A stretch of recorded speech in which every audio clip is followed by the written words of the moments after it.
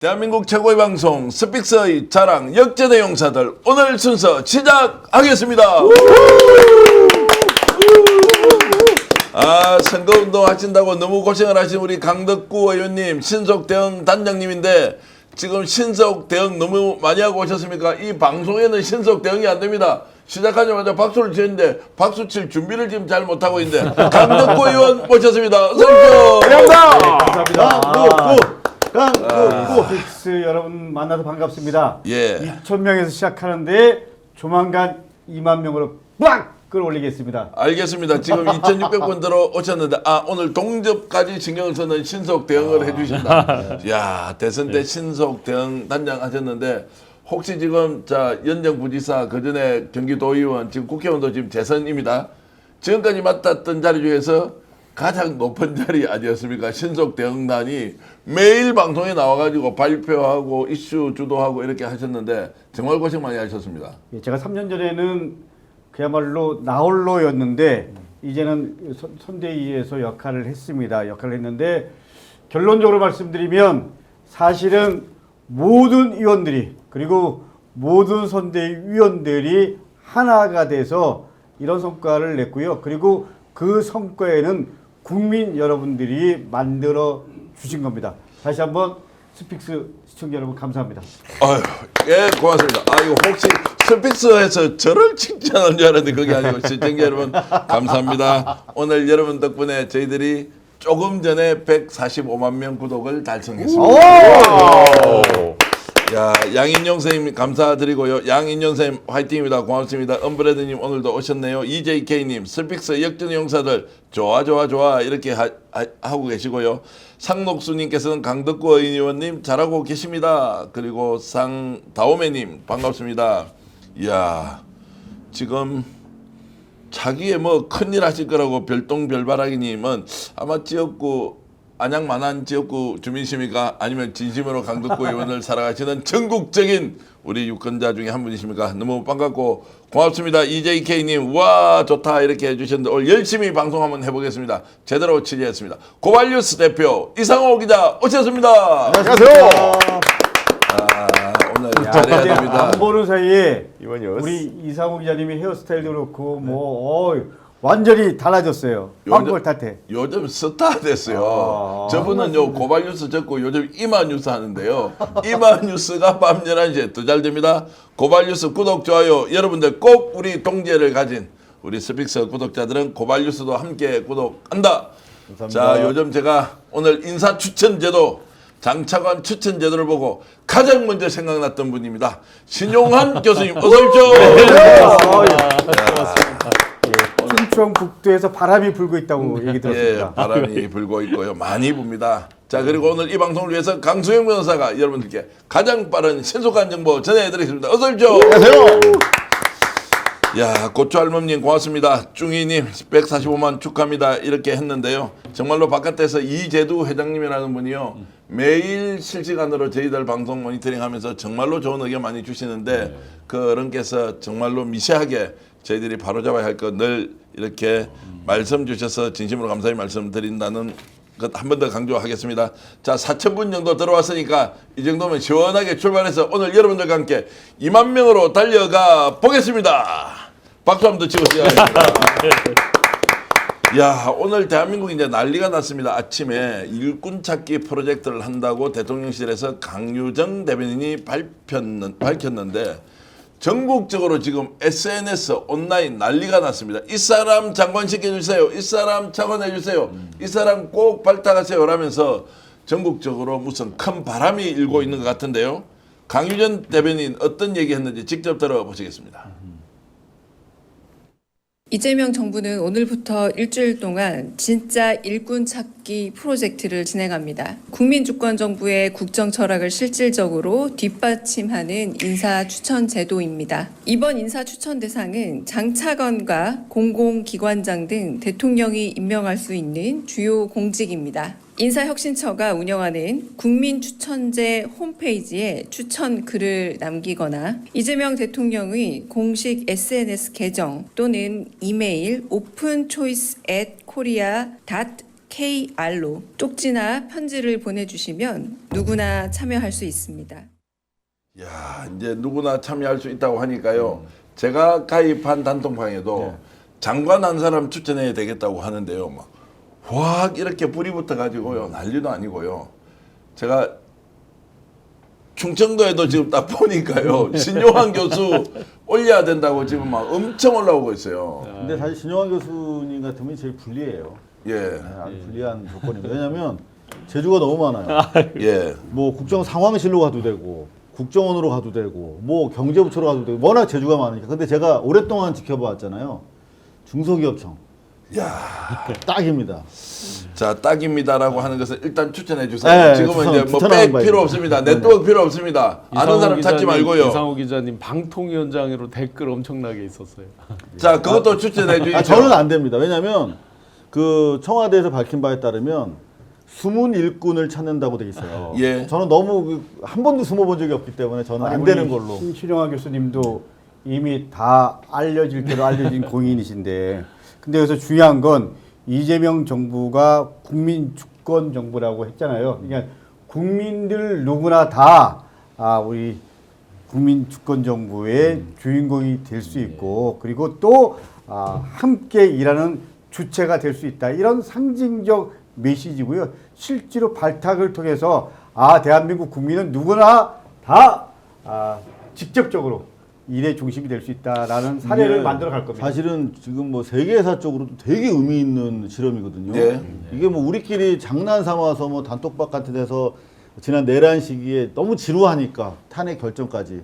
그래서 뭐 야 우리 조각 한번 해보자. 그래서 누구 막 뭐 그런 놀이를 좀 했었잖아요. 네. 그런데 실제 세계사 쪽으로 이렇게 정부가 나서서 대통령 이 인사권이 사실 권력을 휘두르는 거잖아. 예, 예. 근데 그거를 국민들한테 여러분들께서 집단지성으로 길을 가르쳐 주십시오. 이거는 정말 감동적이고, 사실 옛날 우리 MBC 쌀집 아저씨라고 계셨지 않습니까? 김영희 PD가 나는 가수다를 통해서 대국민 공개 오디션을 선언했어. 네. 가수들한테. 그러면서 사실 대한민국 그 음악계가 판도가 바뀌었어요. 나는 공직자다. 이거 정말 세계적인 K 데모크라시의 진짜 히트 상품이 될 것 같다. 시대적으로 보면 이제 쌍방향 소통, 국민 주권 시대에 맞게 이제 그 주인된 자리, 그 주인으로서의 권리를 풀로 행사할 수 있게 이제 해주시는 거죠. 자, 그래서 지금 이제 댓글로 많은 분들이 의견을 주고 계신데요. 전제 조건이 있습니다. 일단 저는 추천을 하지 마십시오. 이상호 기자도 추천을 하지 마십시오. 왜냐하면 이게 우리가 언론인데 그래도 유튜브라고 균형감 없이 진행하는 건 절대 아닙니다. 그렇죠. 우리를 넣기 위해서 혹시라도 하는 방송들을 비춰질까 싶어서 이상호 기자를 뭐 MBC 사장, 방통위원장, 뭐 저를 추천, 물론 저는 추천을 한 사람도 없지만 어쨌든 이런 거 올리지 있습니다. 마시고 여기 이미 추천 있습니다. 뭘로 돼 있어요? 아니 정계환 대표님 추천합니다. 이유 없이 있으니까. 추천이야. 그냥 우리는 나가지고 아니 어느 쪽으로 지목되는지 궁금해. 어느 쪽도 없어. 하여튼 그런 것들은 배제하고 신 교수님이나 우리 또 재선 국회의원이신 강득호 의원은 얼마든지 추천하시고, 우리 또 국회의원도 되나요? 국회의원도 추천할 수 있죠. 뭐 대한민국 국민하면 다 추천을 아니, 하는데. 숨겨진 인사가 아니잖아요. 아니, 그 말씀하시면 숨겨진 인사를 추천해도 되고 이미 드러난 인사도 추천을 하는데, 이게 이제 전국적으로 정치 효능감을 주권자에게 주는 데는 너무나 좋다라는 것이고요. 자, 그래서 그 외에 다른 분, 저와 이상호 기자를 제외한 다른 분들은 여러분들이 얼마든지 추천을 좀 해 주십시오. 최백은 뭐 기획경제부총리다 이렇게 주시고요. 그리고 방통위원장으로 최진봉 교수님 추천합니다. 그리고 민인정님, 예, 감사합니다만 저는 추천하지 마시고요. 국방부 장관으로 우리 김병주 의원 추천했습니다. 이 자발적으로 좀 추천 엄청 하고 있습니다. 지금 개인이 이제 인사혁신처에 가면 추천할 수 있는데 제가 들어가 보니까 추천하는 것도 쉽진 않아요. 정보도 좀 정확하게 알아야 되고 왜 추천하는지 사유를 본인이 직접 써야 되는데, 그럼에도 불구하고 이렇게 추천 붐이 일어난다는 것은 야 정말로 좋은 사람들이 많이 들어와서 할 수 있겠다. 강수영 변호사는 특검으로 가야 한다. 이것은 참고로 대통령이 결정하는 바가 아닙니다. 지금 대통령이 국민 추천을 지금 받고 있는 것이고, 자 이제 좀 전에 말씀하셨던 것이 세계사적으로 보기가 드물다라고 이제 하셨지만 실제로는 국민들이 인사 추천을 할 수 있도록 되어 있거든요. 원래 있었는데 공개적으로 이렇게 이제 내놓고 한번 해보자라고 하는 게 이제 없으니까 여기에 대해서 이제 국민들이 굉장한 효능감을 느끼고 있다라고 일단 하는 것인데 자 본인은 추천할 사람이 있습니까 없습니까 강 변호사?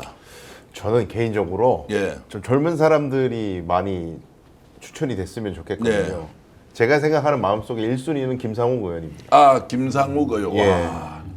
역시. 상징적인 의미가 있는 인사이기도 예. 하고요. 이번 계엄 내란 전국에서 가장 빛나는 정치인 중 한 명이었다. 그래서 그 소신과 정신 어떤 그런 뭐라 그럴까 칼이 들어와도 굴복하지 않는 뭐 그런 정신이라면은 뭐 어떤 자리에서도 부족함이 없지 않을까 예. 생각이 듭니다. 통합의 메시지일 수도 있네요. 통합의 메시지 아이디어 김종대 국방부 장관 최동석 행자부 차관 이제 최동석 우리 인사조직연구소장님 와 최 박사님 축하합니다. 지금 인사혁신처장으로도 지금 추천돼 있고요.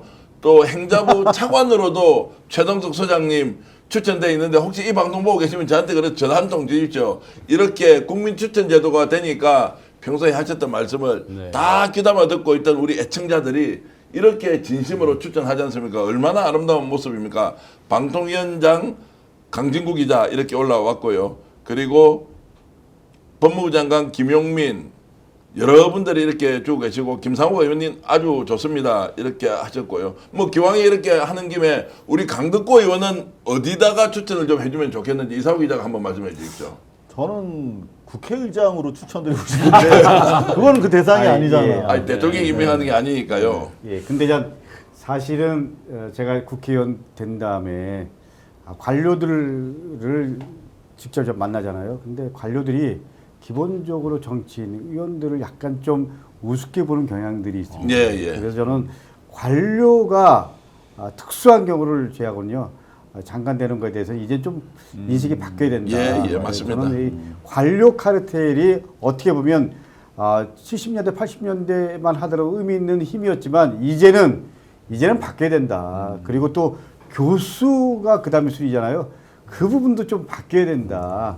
라는 부분에서 좀 더 인재풀이라는 개념도 이제는 대전환이 돼야 된다. 그런 의미에서 저는 이번에 나름대로 진짜 일꾼 찾습니다. 이 플랜은 의미가 있다고 생각합니다. 자, 국정원장은 박선은이요 이렇게 나비 효과님 주셨고요. 한동수 우리 대검 감찰분장님을 법무부 장관 추천합니다. 금순이님 가능성이 전혀 없는 것 같지 않습니다.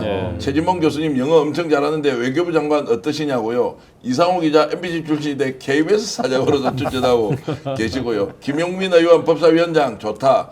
김종대 훌륭한 인재입니다. 국토부 장관 이광수 이광수 지금 그 이제 경제평론 하시는 이광수 국토부 장관 좋습니다. 그리고 교육부는 김누리 교수님, 이병철 변호사님도 추천합니다. 이병철 변호사님 추천하면 워낙 다방면에 많이 알고 계셔가지고 이병철 변호사님 어느 자리에 추천할 건지도 같이 올려주시면 제가 소개를 좀 해드리겠습니다. 야 그리고 이제 최욱 최욱 뭐예요? 국민소통 비서관으로 하자. 야, 체육 좋겠다. 체육 좋겠다. 야, 이제 아마 본인이 추천받아 본 것 중에서 공직에서 제일 높은 자리입니다. 국민소통 비서관을 매불쇼 진행자인 체육이 한다. 오, 괜찮은데요? 멋집니다. 자, 재밌네요. 유시민 장관은 방통위원장 하셨는데 참고로 유시민 작가는 총리 제안도 받고 정중하게 거절했는데 방통위원장 올라와 있네요. 여러분들 참 아이디어가 정말 무궁무진하고 좋습니다. 홍정원, 국정원, 자 원대 복귀 시키자, 법무부 장관 박은정 이렇게 이제 말씀 주셨고요. 외교부 장관 송영길도 있고요. 보건복지부 장관의 이국종 원장이라고 해야 됩니까? 의사. 자 외과 전문 의사죠. 자 있고 하여튼 뭐 좋은 의견 많이 주셔서 고맙습니다. 자 이렇게 이제 하니까 전국적으로 바람이 일고 비단 이 일은 이제 여기서 끝날 일이 아니잖아요. 자 그러면 만약에 우리 강덕구 의원께서 경기도지사가 지금 되었다라고 하는데 대통령이 자 이렇게 해서 우리 인사 추천 방식으로 정부 장차관과 내가 임명하는 자리에 일단 먼저 받겠다고 하면 경기도지사의 위치에 있다고 하면 이제 어떻게 하겠느냐라는 질문을 한번 드려보겠습니다. 저는 뭐 기본적으로 이재명 정부가 성공해야 된다라는 확실한 소명감 그리고 사명이 있습니다. 그렇기 때문에 존중하지만 제가 도지사로 일을 한다. 그러면 정중하게 도지사 하겠습니다. 예, 아니 그러니까 도지사를 할 때 이런 이제 그 방향을 집권 여당에서 배출한 대통령이 이런 정책을 썼다. 그러면 라고 하면 경기도에서도 이런 사례들을 잘 접목해서 실제로 지자체까지 좋은 정책들이 함께 갈 수 있도록 하는 거, 그게 저는 이재명 정부와 함께하는 우리 단체장의 역할이라고 생각합니다. 네. 제가 이제 좀 공격적으로 가보면요. 네. 지금 현재 민주당에서 광역단체장을 하고 있는 분은 오히려 지방정부에서도 이거 적극적으로 받아들여야 한다. 네. 아마도 추천받고 있겠지만 그 형식적인 거 말고 네. 좀 더 실질적으로 더 나가면 시도민이 결정할 수 있는 기회를 좀 주자라고 하면 이제 오영훈 제주도지사가 지금 민주당이죠. 예. 그리고 민주당이 지금 있는 데가 경기도지사. 경기도지사 예. 있고요. 예. 그리고 전라남북도 전남, 경북, 전라남북도 광주시 있지 않습니까? 광주 광역시 있죠. 이런 데서는 저는 적극적으로 수용해서 화답을 하는 것이 지방정부에서 매우 중요하다는 생각이 하나 들고 또 하나 충북도지사가 되었다. 라고 하면 이거 이제 전격적으로 도입해서 인사와 관련된 잡음을 아예 없애겠다라고 가야 되는 거 아닌가요? 당연히 해야 된다고 생각합니다. 예. 구석구석 숨어져 있는 인재를 다 정치하고 출마하고 한 사람들이 다 알 수가 없죠. 각 분야에서 정말 최고의 인재인데 겉으로 드러내지 못한 분들, 이런 분들 많이 추천받아서 적극적으로 또 지금 이제 통합과 봉합 다르다고 말씀하셨고 어떤 인재에 있어서도 어떤 통합형 이런 부분도 같이 감안해서 아마 지금 보고 계실 거거든요. 네. 그런 것들 다 적극적으로 지방정부에서도 받아들여야 된다고 생각합니다. 신 교수님 지금 딱 충북지사면 완전 좋은데 전화기가 바로 받으세요. 내일 발표 좀 하세요라고 해서 이게 실제 제안만 받는 것이 아니라 이것을 이제 그 절차를 밟아가는 이 규칙이나 또 최종적으로 인사를 결정하는 그 과정도 매우 중요할 거 아닙니까? 그건 이제 얼마나 잘 돼 있는지 모르겠지만 이게 이제 우리 사회 전반으로 퍼지는 좋은 계기가 됐으면 좋겠다라고 일단 생각을 하고 네. 그러면 강성 변호사 대구에 계셨지만 서울에 활동하더라도 이제 출신 지역, 출신 학교 경력 없이 실력만 있으면 다 들어갈 수 있는 거 아니에요? 그렇죠. 알려지지 않더라도. 예. 근데 이걸 두고 오늘 이제 국민의힘 전 최고위원이었던 김종혁 최고가 포퓰리즘적 인사 이런 식으로 굉장히 맹비난을 하더라고요. 이거를. 근데 저는 정말 동의하기 어려운 것이 국민 주권을 실현하는 여러 가지 방법 중에 가장 정권 초기에 중요하게 생각하는 게 인사인데 인사를 국민들께 주도권을 내드리겠다라는 선언적 의미가 있는 거잖아요. 그리고 추천하는 사람들이 많으면 그걸 거르는 시스템 당연히 있죠. 심사숙고하고. 우리는 네. 국민 주권이라고 하는데 네. 저쪽은 그거를 포퓰리즘이라고 매도를 하는 거죠. 늘 인식의 그래요, 늘. 차이죠. 네. 저는 우리 이상호 기자님이 아주 좋은 얘기 해주셨는데요. 실제로 나는 가수다에서 얼마나 좋은 가수들이 배출됐어요. 저는 집단 지성을 믿고요. 그리고 우리 시민은 누구나 역사의 주체가 될 수 있다. 이게 이재명 정부의 저는 큰 틀의 국정 철학의 주요 원칙이라고 생각합니다. 중앙일보 김종혁 씨라고 그랬죠. 네. 그분이랑 제가 검찰 출입을 같이 했었어요. 근데 기자들이 공부를 안 하면 저렇게 됩니다. 그러니까 농담이 아니라 기본적으로 현대 정치의 흐름이라는 것이 그 대의제 정치 시스템의 한계를 직접 민주주의 요소를 가지고 극복해 나가는 과정이 있습니다. 그래서 지금 국회도 많이 변화하고 있고 지금 실제로 그래서 이 국회의원들을 저렇게 뽑아야 돼? 차라리 추첨식으로 뽑지? 국민의 대표성을 어떻게 하면 더 극대화할 수 있지?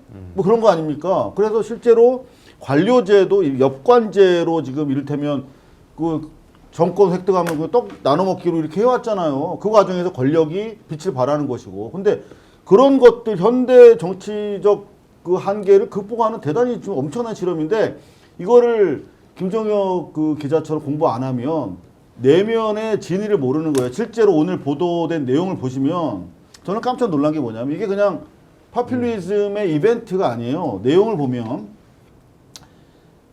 인사 절차 변화 정도의 수준이 아니다. 국민이 국가 운영의 주체가 되도록 실질적인 내셔널 거버넌스의 문제로 접근하고 네, 있는 거예요. 그럼요. 그리고 이 모든 과정을 투명하게 공개하고 공정한 검증을 거치겠다라고 했어요. 그래서 제가 취재한 바에 따르면은 DB를 만든다는 거예요. 네. 그리고 이 내용을 공개하는 과정도 지금 고민하고 있는데 당장 이 국민 추천제를 실시하는 자체도 대단히 충격적이잖아요. 아무도 몰랐잖아 우리가. 근데 이 내용으로 들어가면 더 놀랄 만한 일들이 있다. 근데 그거를 일도 모르고 그렇게 코멘트하면 사실 국임당 내란당 해체되고 나서 정치평론이라도 하려면 밥 못 벌어먹고 산다. 김 선배 공부 좀 하세요. 공부 말씀하셨는데 지금 그 김난도 교수 서울대 마케팅에 보면 소비자 주권 시대의 5대 핵심 가치 이렇게 있습니다. 그 중에 세 번째 거론하는 게 에이지 오브 오픈니스예요.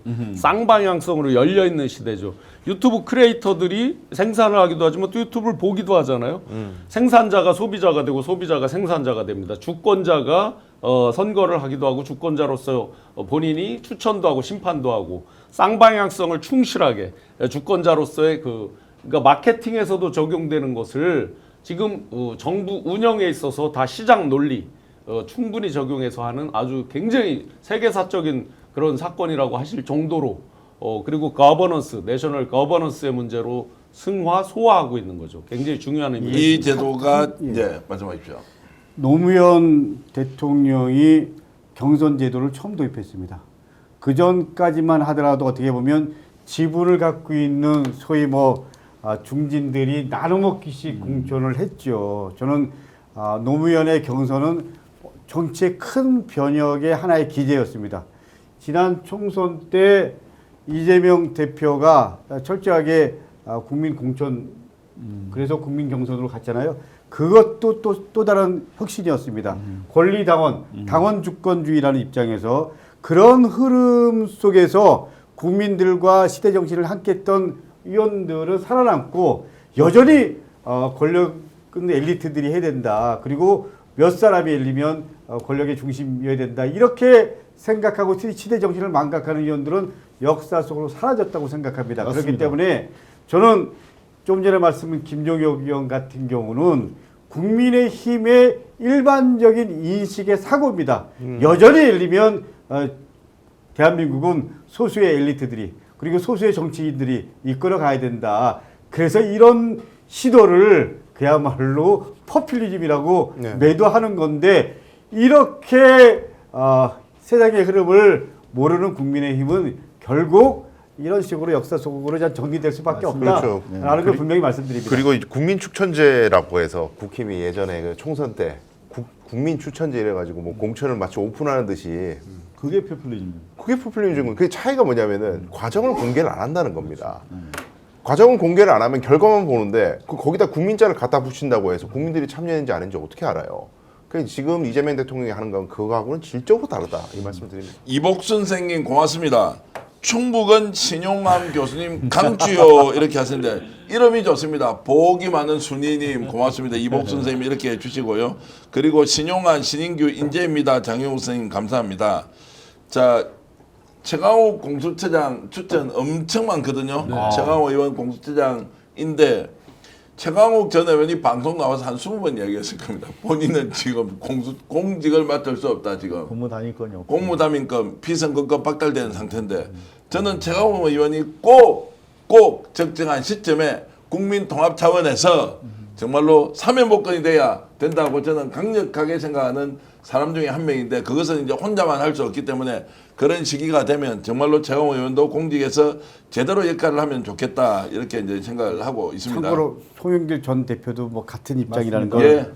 예. 송영길 대표 있고요. 또 조국 대표 있고요. 함께 그래서 이 본인이죠. 정무적으로 한번 풀어갈 때가 있다. 지금은 조금 우리가 이러지만 적정한 시점에 저는 8.15 강복절, 그 다음에 7월 17일 재헌절, 그리고 이제 대통령이 이미 대통령 임명식이라고 합니까? 이제 하지 않습니까? 7월 중에.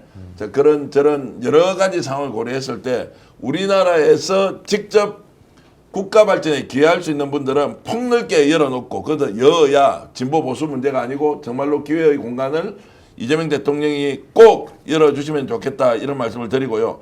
야 오늘 방송 잘하는 모양입니다. 방송 시작 25분 만에 12,000명을 제가 돌파하기 직전인데 여러분 고맙습니다. 오늘 방송 이렇게 많이 봐주셔서 고맙습니다. 아유 고맙습니다.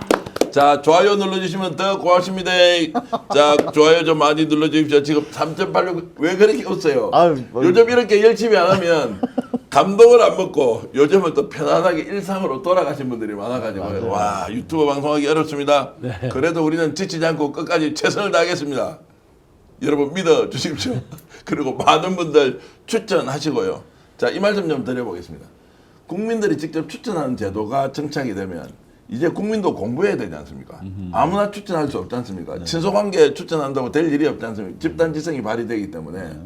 그래서 저는 이게 이제 공직사회 전반에 걸쳐서 확산이 되면 야 정말 좋은 인재 발굴이 되겠다라는 생각이 좀 들고요. 두 번째는 실력만 갖추면 누군가로부터 추천을 받을 수 있다라고 생각하면 이제 어디 백 쓰거나 줄 달거나 이렇게 안 해도 되잖아요.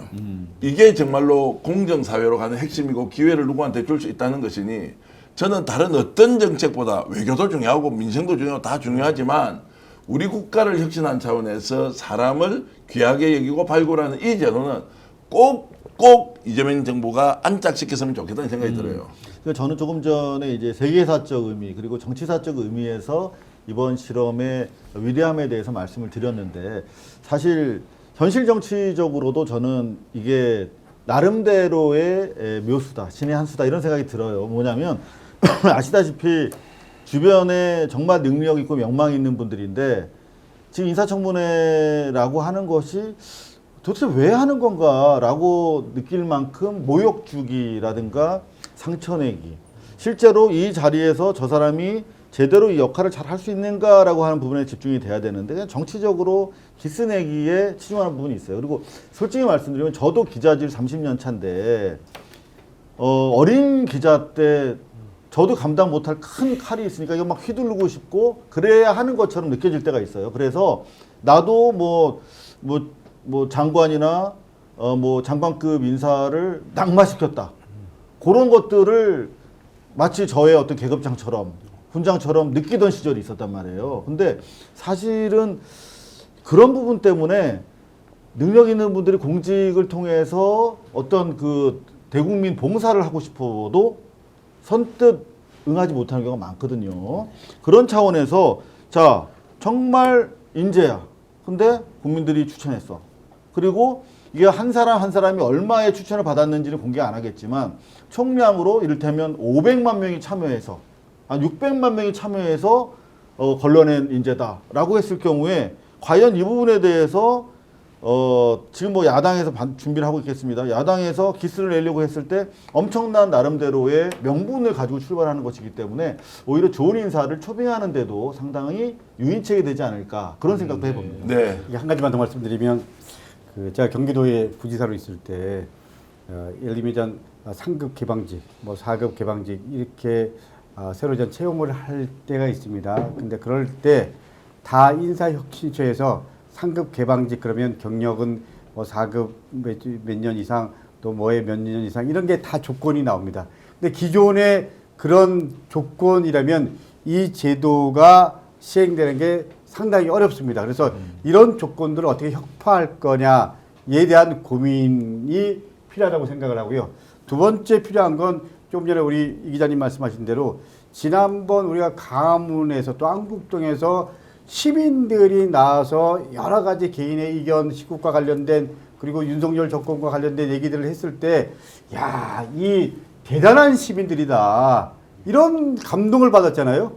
저는 그렇기 때문에 모수가 많을수록 그리고 집단지성 그리고 국민이 세상을 바꾸게 하는 원동력이었고 그리고 그분들이 이제 주체가 되는 세상 그게 국민주권 시대라고 말씀드리고 싶습니다. 그렇게 하기 위한 여러 가지 제도의 혁신 그리고 또 그 허들 장애를 어떻게 넘어설 거냐 이런 건 아주 중요한 과제라고 생각합니다. 하여튼 많은 분들이 이렇게 추천해 주셔서 고맙습니다.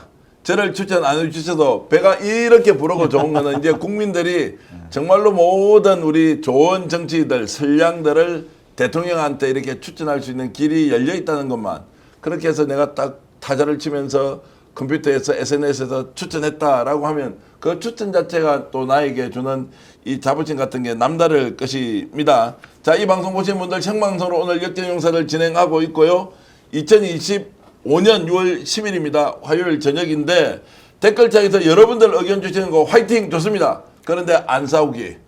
생각이 좀 다르더라고 해서 막 싸우고 이렇게 하시는 거 별로 안 좋습니다. 여러분 싸우지 마시고 실과바늘님께서는 이렇게 또 슈퍼챗까지 보내주시니까 더 감사드리는데요. 어쨌든 오늘 이것만 보더라도 너무 기분이 좋아서 강유전 대변인이 잘했다라고 할 뻔했습니다. 대통령이 잘한 건데 대변인이 이 발표를 하면서 상세하게 설명하니까 참 보기가 좋았다 이런 생각이 들었습니다. 여러분도 만족스럽게 또 추천할 분 제대로 한번 추천해 주시면 고맙겠습니다. 또 대변인만 이렇게 해서 브리핑을 한 게 아니라 대통령께서 직접 이제 SNS에 예. 페이스북하고 뭐 X 이런 데 다 해서 왜 이런 걸 하는지 제도적 취지, 의 등등을 자세히 이렇게 설명을 주셨죠. 네. 근데 그거는 제가 좀 청와대 쪽을 좀 취재한 게 있어서 보고를 드리면 실제로 저는 저 정도까지 대통령이 직접 나서실 줄 몰랐는데 X 옛날 트위터 그리고 페이스북, 인스타까지 직접 대통령의 메시지가 이제 올라오기 시작하고 있어요. 이건 네. 뭐냐면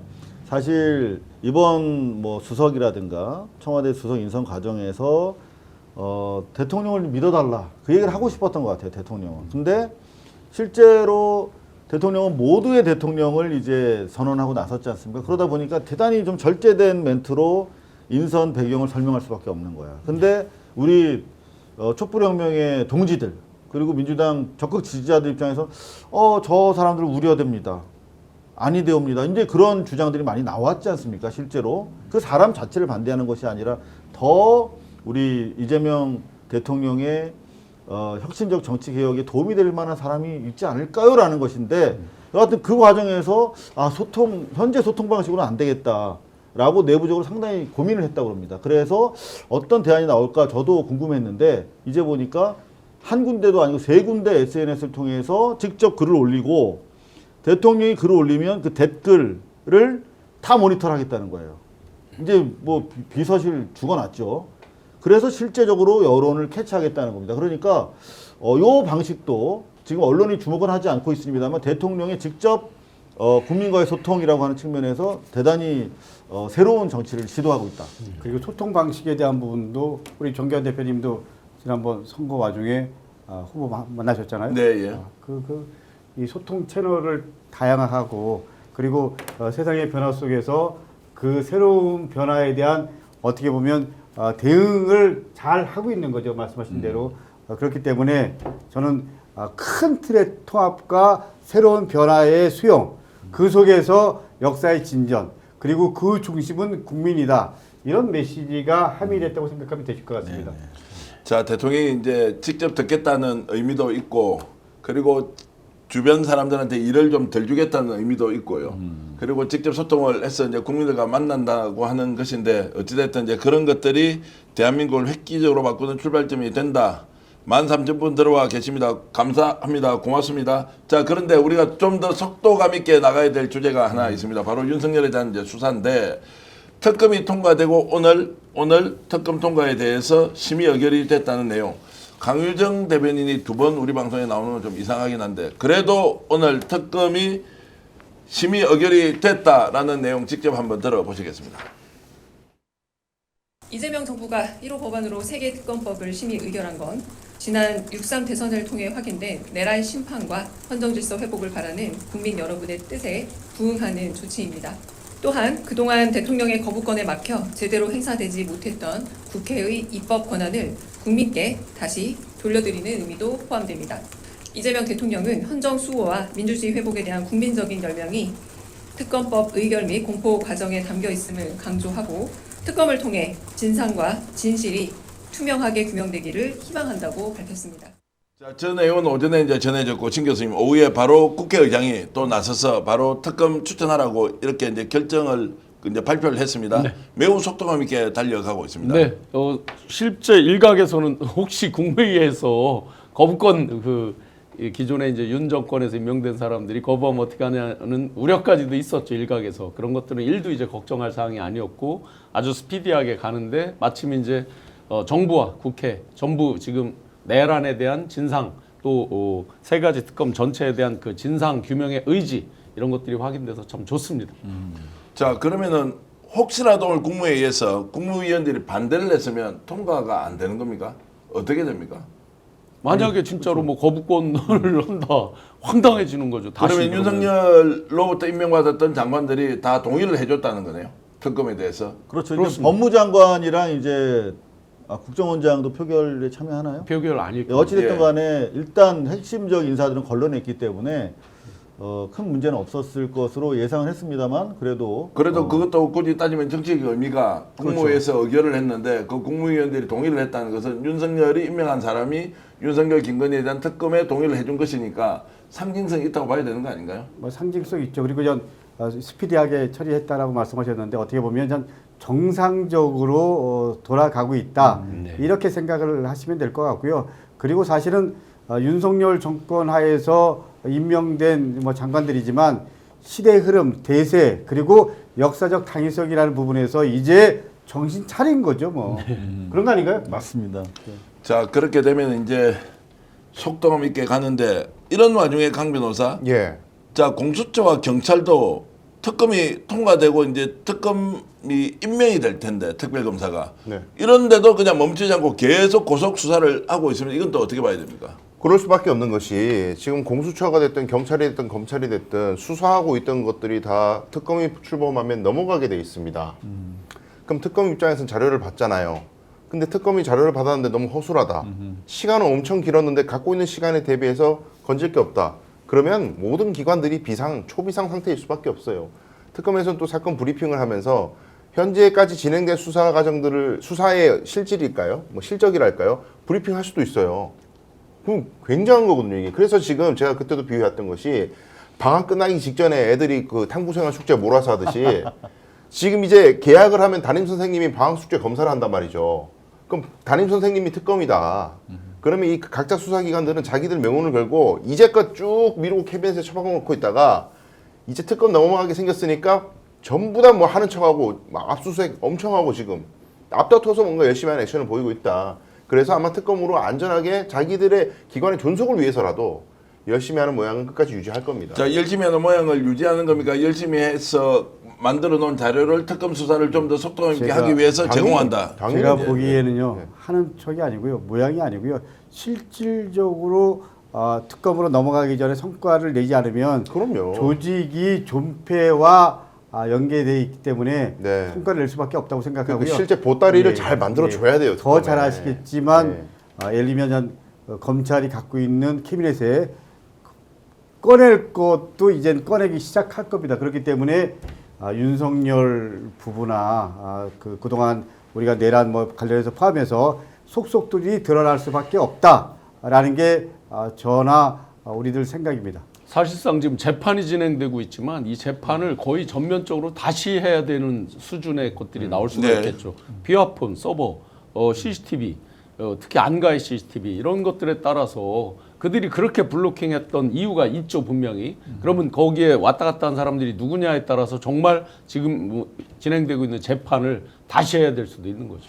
자, 그런데 이제 이상한 장면 하나 공개하겠습니다. 우리 제작진 부탁드리는데 아크로비스타의 서초동 아크로비스타에 최은순이 나타났던 영상이 있으면 1호 신문에서 오늘 오후에 단독 보도를 했는데요. 자, 특검 3개 특검이 동시에 통과되는 그날 저녁 7시에 최은순이 아크로비스타에 누구하고 나타났느냐? 자, 본인의 김건희 오빠 김진우와 함께 나타났는데 그 영상 잠깐만 크게 해서 한번 틀어봐 주십시오. 소리는 지금 들리지 않습니다. 참고하시고요. 한번 보시면 좋겠습니다.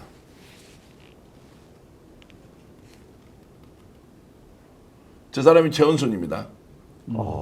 최은순이 나타났고요. 우리 한 70대 중반 넘었을 텐데. 예. 그리고 그 옆에 흰 옷 입고 있는 재킷 입고 있는 사람이 김진우. 자, 김진우입니다. 김건희의 오빠고요. 이 목소리가 지금 오디오를 타고 나가죠. 우리 제작진 확인 좀 해주세요. 그리고 유경옥 전 행정관이 누군지 아시죠?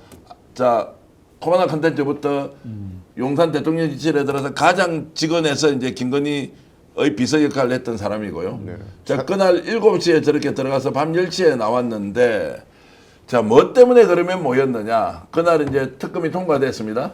대책회의를 하러 간 것이냐, 아니면 다른 것 때문에 간 것이냐라고 하면서 알 수는 없지만 소위 말하는 민웅기 기자라고 있습니다. 우리 스픽스에 한 번씩 나오시는 민웅기 기자가 뻗치기 전문이에요. 시간만 나면 저기 가서 사는데 이제 저 장면을 목격을 했고 저 옆에 흰 옷 입었던 재킷 입었던 사람이 입고 있는 사람이 이제 김진우 오빠로 추정이 되고 최은순 씨 그리고 옆에 여성분 약간 이렇게 얼굴이 이제 가려진 분. 예, 가려진 분이 유경옥 전 행정관 이제 이런 사람들이 했는데 지금 뭐 추론의 영역입니다. 두 가지를 볼 수 있는데 하나는 여전히 김건희, 최원순, 김진우가 쉽게 얘기하면 윤석열 위에 있다. 지금도 조절과 통제를 하고 있다. 이제 이렇게 볼 수 있는 거고요. 또 다른 하나는 왜 저 자리에서 모였겠느냐.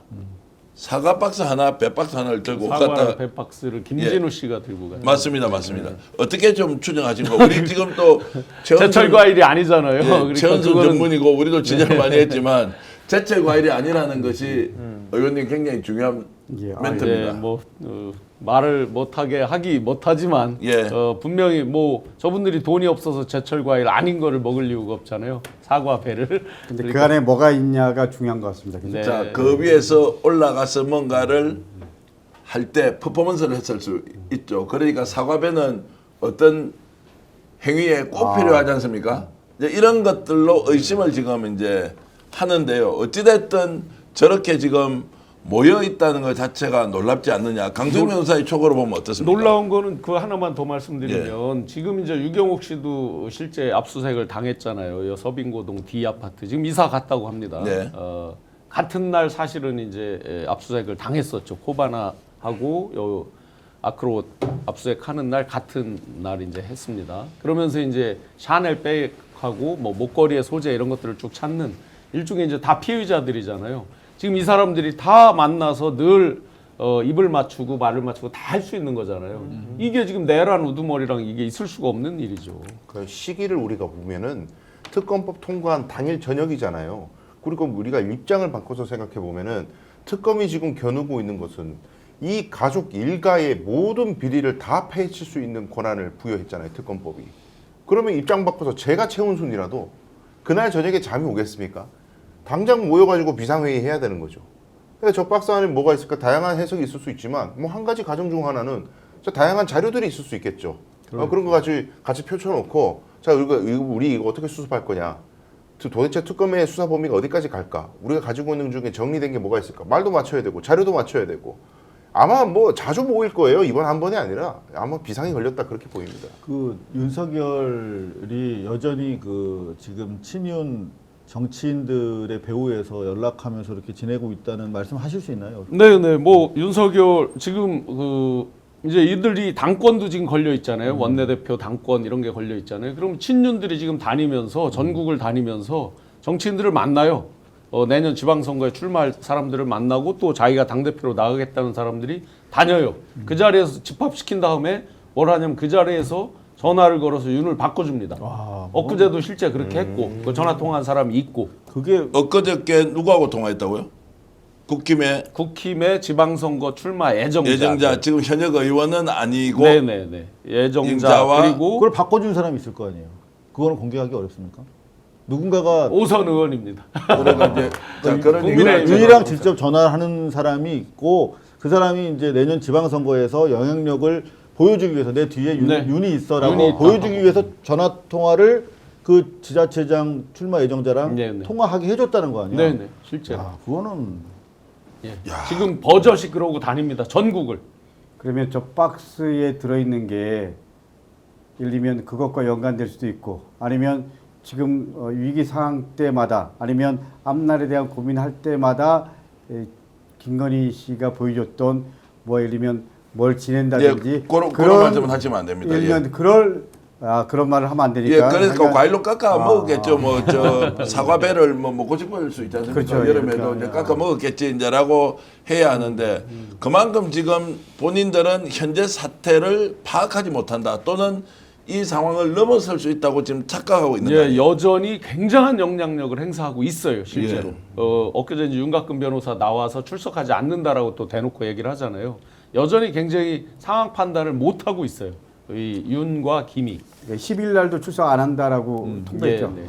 자 그러면 이제 국힘 내분 사태가 이게 내란과 탄핵에 대한 정리를 못하고 대선 결과도 받아들여서 새로운 보수정당으로 재탄생 못하는 이유의 가장 큰 걸림돌은 실제로 윤석열, 김건희다 이렇게 볼 수 있는 거죠. 그러니까 저는 조금 전에 우리 신용환 교수께서 취재하신 내용 사실 제가 백그라운드로 좀 자세한 말씀을 좀 들었거든요. 근데 더 충격적인 내용이 있는데 사실은 이제 중요한 것은 내년 지자체 선거에 이미 윤석열이 움직이고 있다는 것이고 그리고 내년 지자체 선거라는 것은 결국은 이번 저들의 전당대회에 있어서 대단히 정치적으로 중요한 현안인데 전당대회와 지자체 선거까지 이미 지금 윤석열이 판을 짜고 있다라고 하는 것에 다름 아닌 것이죠. 네네. 그렇다면 실제로 어느 것까지 했냐면 자기들이 내년에 밀을 사람만 그 자리에 초대를 하고 같은 유력하게 경쟁하는 사람이 있잖아요. 같은 국힘에. 그 사람들은 안 부르는 거예요. 딱 이 사람들 이너서클 일종의 윤의 어떤 그 낙점에 의해서 당신에게 공천을 주겠다라는 식으로 하고 충성 맹세를 받고 그게 곧 전당대회로 이어지겠죠. 또 실제로 그 오선 의원이라는 사람이 아시다시피 향후에 당내 세력 재편 구정에서 이전에 해왔던 것처럼 여전히 그 실력을 행사할 사람이기 때문에 국임당, 내란당은 향후로도 윤석열의 덫으로부터 한 발자국도 벗어날 수 없다. 근데 그러면 의문이 되는 게요. 박근혜 전 대통령이 탄핵된 다음에요. 탄핵되고 난 다음에 정치적 영향력을 빠르게 잃었거든요. 정서적으로는 뭐 동정하는 보수 뭐 대구 지역 민심이 있었지만은 정치적 영향력을 빠르게 잃었어요. 근데 윤석열은 지금 탄핵된 정도가 아니고 내란 수계로 지금 기소가 돼 있어가지고 좀 있으면 들어가야 되는 사람인데도 불구하고 아직까지 영향력을 미치고 있다면 그 배경에 도대체 무슨 칼을 쥐고 있길래 저는 합리적 의심이 생기는 것이 여전히 검찰을 두려워하는 정치인들이 있구나. 검찰 말고는 이게 설명이 안 된다 도대체. 설명이 안 된다 이렇게 볼 수도 있고요. 근데 저는 약간 좀 생각이 다른데요. 실제로 윤석열을 매개로 한다. 저는 뭐 윤석열 지금 소환에 불응하고 있지만 이대로 계속 가면 저는 결국 구속될 수밖에 없다라고 생각을 합니다. 근데 가장 지금 국힘 입장에서는 전당대회 이후에 당권의 주도권을 누가 갖고 있냐, 누가 가져야 되냐 이건데 한동훈과 반한동훈 나눠지는 거 아닌가요? 그래서 실제로 반한동훈의 중심이 누가 되느냐 뭐 이건데 그 역할을 예를 들면 윤석열이 한다. 이 부분에 대한 건 약간 좀 퀘스천 마크가 있습니다.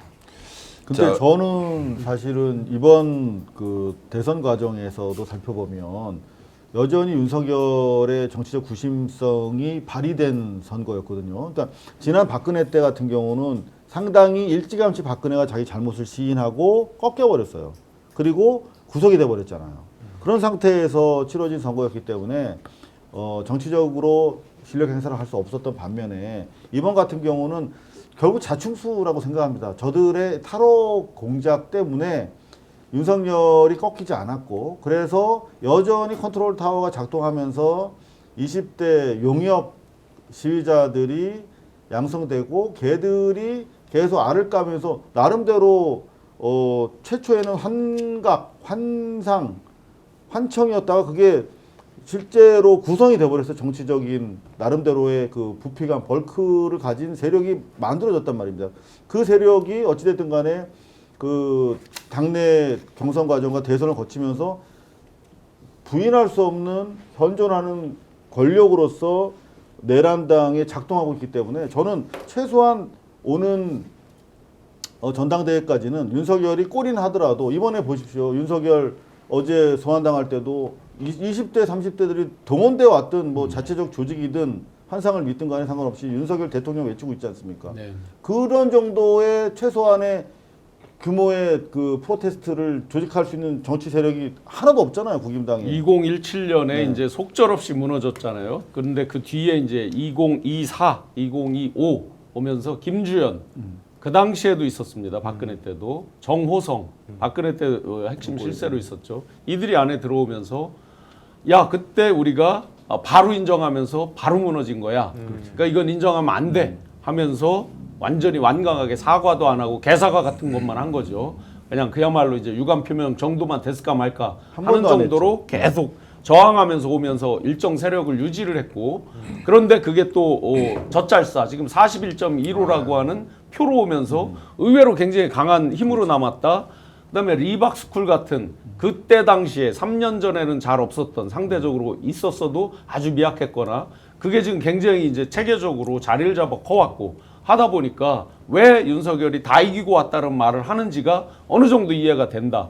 앞으로의 기조도 계속해서 윤 어게인 기조로 분명히 당내에서 세게 그 힘은 가지고 갈 것 같다. 자, 그래서 두 가지 이제 기류가 있습니다. 하나는 국힘 내에서 자기 정화 기능을 완전히 상실해 버렸다 하나. 두 번째는 특검을 통해서 얼마나 강력하게 수사를 해서 정말로 책임을 추궁해야 하는지 법적 심판을 받도록 해야 하는지 이 두 가지가 생겼는데요.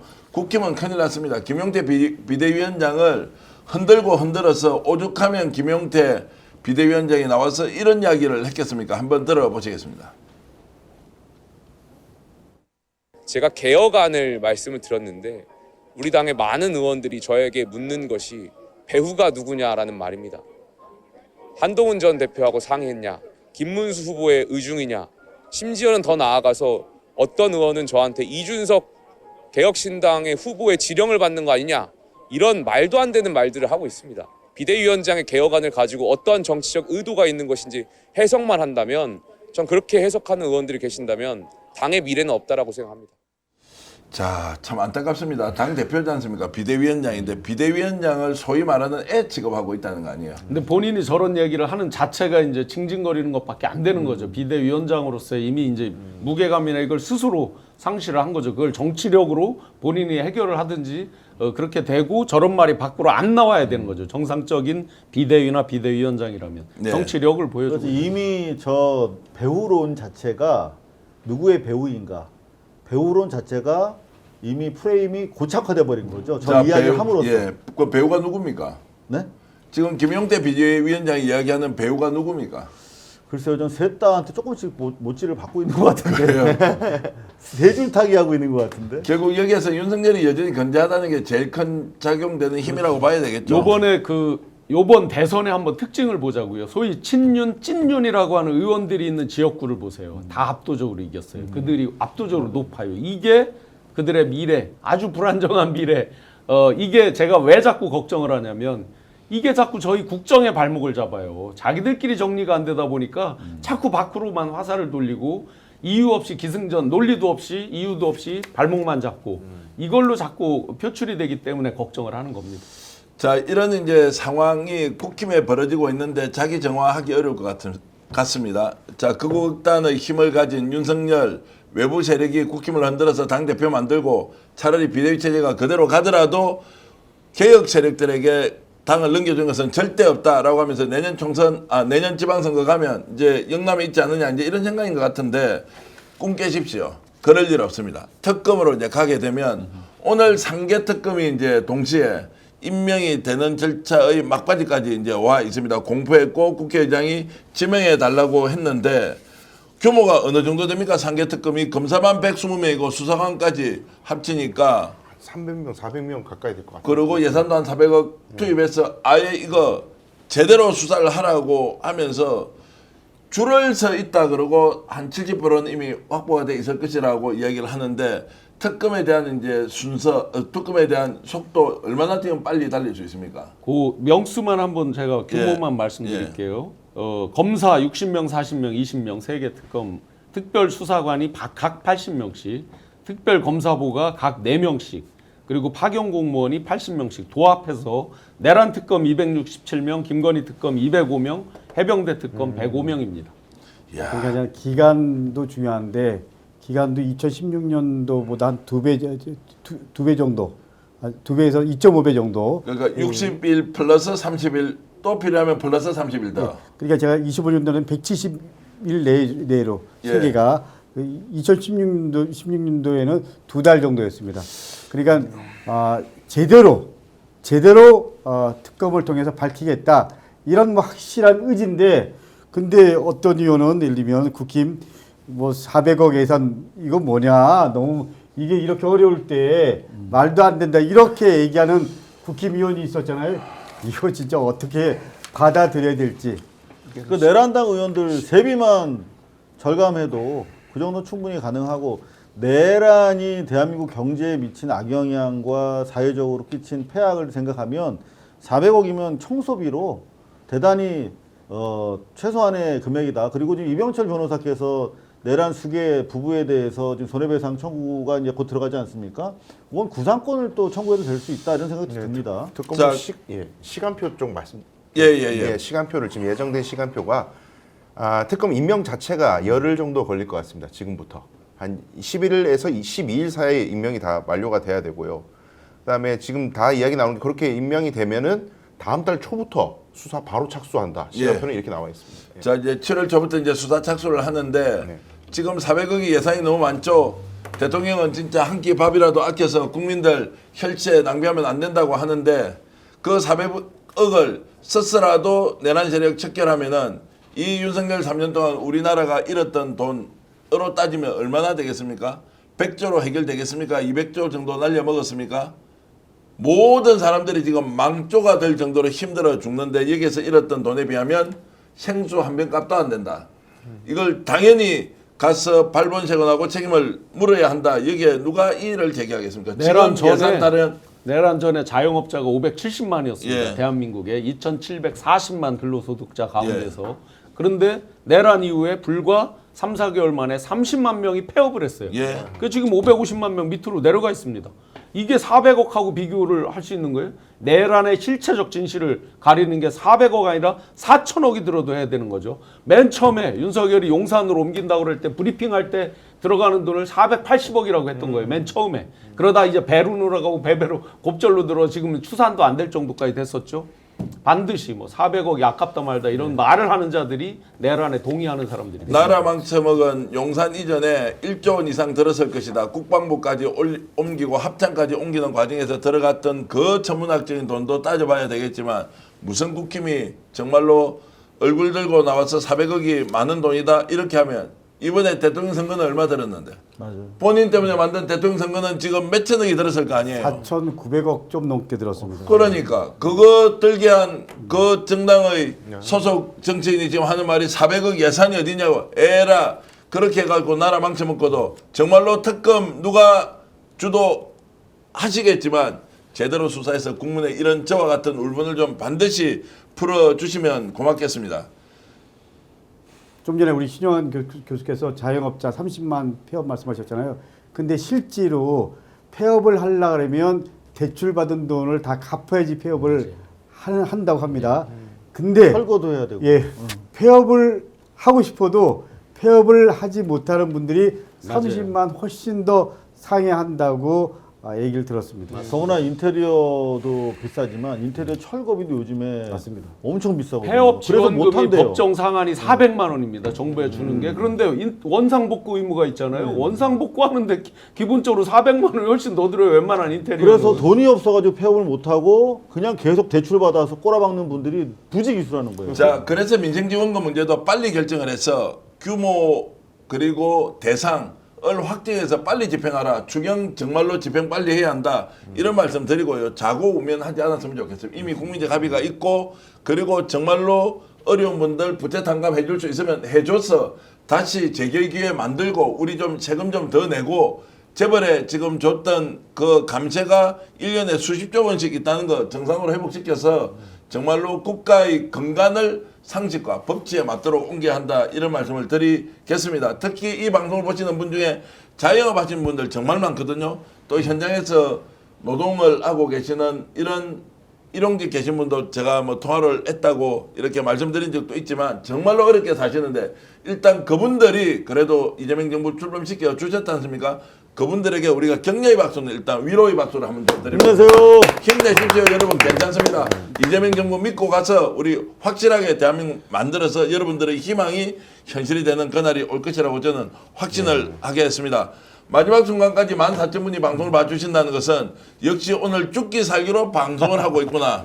오랜만에 나오신 우리 강덕구 의원님, 강덕구 TV 보니까 46,000명밖에 안 돼요. 에이, 스픽서 지금 145만 명인데 46,000명이면 좀 부족하지 않습니까? 여러분들 강덕구 TV 좀 구독, 좋아요 해주시고요. 신용환의 직관 TV도 이제 큰일 하시려면 국민 추천도 많이 되고 있는데 직관 TV의 구독자 수를 보고도 혹시라도 추천에 대한 점수가 인센티브로 갈 수도 있기 때문에 신용환의 직관 TV 꼭 구독 좀 해주시고요. 고발뉴스는 너무 성성장구해서 아닙니다. 네. 곧 스픽스를 뛰어넘을 것 같은데 아닙니다. 뭐 뛰어넘어도 됩니다. 더 좋은 분들이 더 잘 되셔야 되죠. 이만뉴스 오늘 밤 11시에 여러분들 꼭 봐주시면 고맙겠고요. 제가 광고 말씀 좀 드리겠습니다. 어떤 광고냐? 자, 제가 오늘 이거 소개하려고 제가 기다렸습니다. 소팔메토 하나로 부족하다면 이제 더블로 가야죠. 전립선, 활력, 지구력, 면역까지 싹 다 챙긴 조합인데요. 옥타코사놀 소팔메토 대한민국 최저 가격, 이 가격으로 상하제약 50년 전통의 상하제약 제품을 스픽스와 함께 저희들이 여러분들께 국내 최저가로 공급하고 있는데요. 비교해 보십시오. 자신 있습니다. 3개월 세 박스에 39,900원이고 제가 먹기 시작했습니다. 밤에요. 소변번 횟수가 줄어들었어요. 실제로요. 오늘 가실 때 다 하나씩 챙겨드릴 테니까 알겠습니다. 강덕구 의원님 저보다 더 필요할 수 있습니다. 네, 확인하고 다음 주에 꼭 얘기하겠습니다. 자, 그렇게 해서 이제 소팔메토 저희들 판매하고 있는데요. 오른쪽에 QR QR이라 그러죠.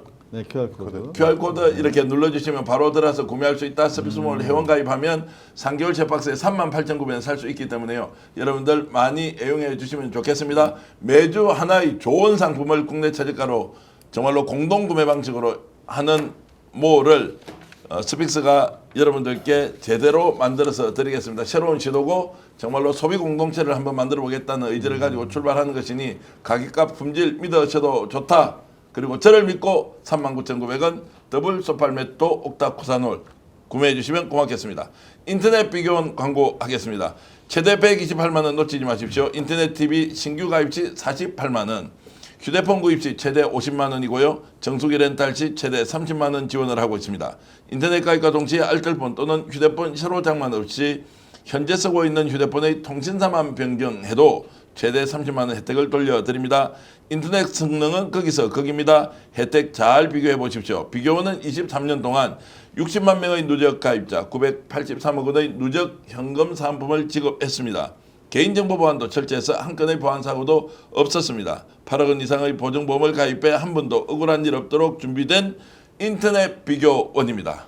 여러분 휴대폰 정수기 인터넷 비교는 바로 비교원에서 하십시오. 1670-2571 통해서 상담 받으시거나 네이버에 인터넷 비교원 검색하시고 상담 신청하면 됩니다. 최경석이 아니지. 광고 모델이 서경석을 믿고 인터넷 비교원 많이 이용해 주시면 고맙겠고요. 하실 말씀 혹시 있습니까? 예. 제가 스픽스몰 이용해 보려고 다음에 들어갔더니 스픽스몰이 안 열려요. 네. 우리 시청자분들이 QR코드 잘 못 이용하시는 분들이 계셔서 오른쪽 제가 우리 댓글창 위에 있습니다. 지금. 네이버에 들어가 보니까 스픽스몰이 열립니다. 예. 맨 상단에 뜨는데 들어가 보니까 의외로 상품들이 되게 많네요. 좋은 게. 그리고 지금 이 소팔메토 이거 원래 남진 선생님이 광고하시는 건데 제가 그거보다 봤을 때 가격이 파격적으로 엄청나게 쌉니다. 가격도 싸고 그리고 제가 봤을 때는 향후에 소팔메토 광고 모델을 하시면 딱 좋을 것 같다는 예, 생각이 지금 들었습니다. 제가 좀 힘듭니다. 지금. 예, 자, 그래서 오른쪽에 댓글창에 스픽스 하루 한 캡슐 전립선 건강기능식품 있고요. 두 번째는 저희들 이 방송 보시면 거기에도 공동구매 선착순 특가 더블 소팔메토라고 39,900원 바로 클릭하시면 조회수가 무려 지금 248회까지 갔는데 구매하시는 분들 40대, 50대, 60대 남성들, 70대 남성들에게 아주 좋은 건강기능식품이다. 이런 말씀 드리겠습니다. 자, 강덕구 의원님 오랜만에 이렇게 나오셨는데 어떻습니까? 오늘 머리 염색도 검게 하셔서 젊어 보입니다. 예, 감회가 뭐 한 2개월 만에 나온 것 같은데 새롭습니다. 네. 스픽스가 145만 돌파했다라는 건 그만큼 대한민국 민주주의가 이제 거의 정상으로 가고 있다. 우리 145만 스픽스 구독자 여러분 화이팅! 고맙습니다. 지금 강덕구 의원님께서 이런 말씀 하시니까 강덕구 TV 홍보를 안 하면 안 되겠다 생각이 갑자기 들어서 강덕구 TV를 조금 전에 제가 홍보해 드렸을 때 강덕구 TV가 46,200명이었는데 자, 여러분들 오늘 방송 마치고 강덕구 TV 꼭 구독, 좋아요 많이 눌러주시면 고맙겠습니다. 자, 오늘 대한민국을 이렇게 만들어주신 여러분, 대통령 국민 추천제를 통해서 더 좋은 대한민국으로 만들어 가려고 합니다. 다 함께 손잡고 열심히 어깨동무하면서 달려가 보시는 거 어떻겠습니까? 역전에 하면 용사들 다 같이 외치면서 방송 모두 마치겠습니다. 역전의 용사들! 고맙습니다. 오늘 방송 어떠셨습니까? 마음에 들었다면 구독, 좋아요로 스픽스를 응원해 주십시오. 여러분들의 구독, 좋아요는 가장 큰 힘이 됩니다. 스픽스 구독, 좋아요